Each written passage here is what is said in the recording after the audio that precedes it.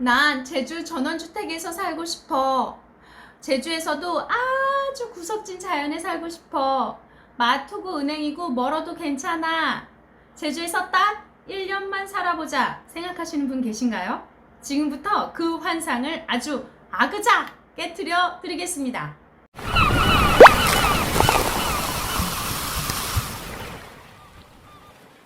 안녕하세요. 지금을 즐기는 TV Right Now입니다. 아직도 핫한 제주 한 달 살이, 연세 살이 많이 고민하고 계시죠? 실제 제주에 살면서 사람들과 대화해보면 직장 퇴사하고 제주에 정착하려고 한 달 살이부터 시작하는 분들, 무턱대고 집을 샀다가 3달 정도 뒤에 집을 되팔려고 고민하시는 분들 많이 찾아볼 수 있습니다. 이전 영상에서는 제가 제주 연세살이 집 알아볼 때 고민해야 될 점 3가지 알려드렸었는데요. 이번에는 제주 전원주택에 살며 마냥 환상으로만 대했던 자연살이에 관해서 여러분들의 환상을 아주 깔끔하게 무너뜨리고자 준비했습니다. 여러분, 제주도 돌담이 쫙 펼쳐져 있는 저 멀리 한라산이 보이는 자연의 냄새가 풍기는 넓은 마당을 가진 전원주택의 삶 어떻게 생각하시나요? 말만 들어도 기분이 아주 두근두근하죠.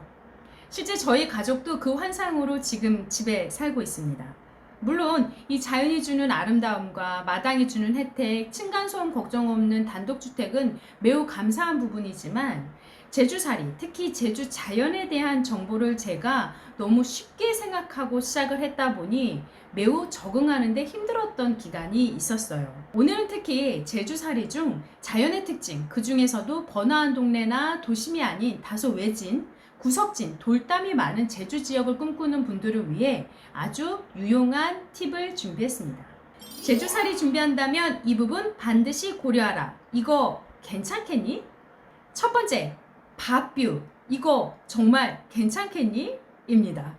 내가 살려고 하는 집이 내가 주로 창문을 여는 환기를 시키고자 하는 곳 바로 앞에 농사를 짓는 밭이 있다면 이 부분은 한번 고려해야 될 부분입니다. 실제 제가 살고 있는 집의 모습인데요. 넓은 마당에 반해서 계약을 했는데 저 너머에 있는 밭은 생각을 하지 못했던 거죠.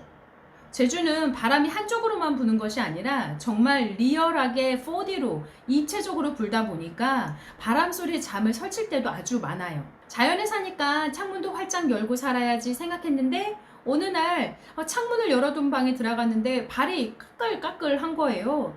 아이들이 과자를 흘렸나 생각하고 발바닥을 싹 봤더니 시꺼먼 거죠. 봤더니 밭에서의 모래, 흙먼지가 바람을 타고 저희 집까지 건너온 겁니다. 그것 때문에 고작 30분 정도밖에 창문을 안 열어놨는데 집에 있는 모든 가구, 옷가지들을 싹 다 흙먼지에 뒤덮여서 다시 한번 세탁을 했던 경험이 있어요. 살짝만 닦았는데도 이 정도의 모습이니 어느 정도인지 아시겠죠? 그나마 밭에 뭐가 심어져 있으면 조금 나아요. 그런데 이렇게 민밭일 경우는 조금 더 상황이 심각해집니다. 그리고 하나 더. 햇볕이 쨍쨍하고 바람도 잘 부니까 우리 옷이나 이불 같은 거 바깥에다 널려놔야지 라고 생각하시는 분들도 계실 텐데요. 이 바람의 방향에 따라 흙먼지에 의해서 공격을 당해서 아이들이 자기도 모르게 기침을 했던 경험까지 있으니 이 부분도 한번 고려하셔야 합니다. 그래서 요즘에 창문을 아주 전략적으로 짧게 열어둡니다. 특히 비 오는 날에 창문을 열어두면 비 때문에 흙이 젖어서 창문에 들어오지 않겠지라는 생각에 창문을 여는데 너무 꿉꿉해요. 또 그건 나름대로의 고충이 있다. 제주살이 준비한다면 이거 고려해라. 괜찮겠니? 두 번째, 바다뷰 한번 고민해 보셔야 합니다. 내가 사는 집 바로 앞에 바다가 보여요. 여름에는 서핑하는 분들도 가득하고 찰랑찰랑 파도 소리를 들으며 살 수 있다니 생각만 해도 힐링이죠. 그러나 여기 사시는 분들은 그들만의 애로사항이 있다는 거. 바람이 부는 것도 좋고 바다가 보이는 것도 좋은데 문제는 이 바람에 바다의 소금 기운이 같이 들어와요. 그렇다 보니까 평상시도 다른 중산간 지역이나 또는 아까 제가 말씀드린 농사짓는 지역 근처에 사시는 분들보다 조금 더 꿉꿉하고 끈적끈적합니다. 그러나 여기까지는 내가 선택한 자연이니 감안하고 살 수가 있어요. 그런데 이 바람에 실려오는 소금기는 차의 밑부분을 부식시킨다라는 거죠. 그래서 제주에 오래 사시는 분들은 차를 구매할 때 반드시 우리가 눈에 보이지 않는 차의 밑부분도 코팅을 하고요. 어떤 분들께서는 그렇게 함에도 불구하고 5년마다 차를 교체하시는 분들도 볼 수 있었습니다. 바다도 참 좋고 파도 소리도 참 좋은데 이것으로 인하여 나의 채가 부식된다면 이거 괜찮겠니? 그리고 바다 앞은 비 올 때 바람이 훨씬 심해서 남성 2분이 들기도 힘든 바베큐 테이블이 넘어갔습니다. 철문이 휘었다는 정보도 있고요.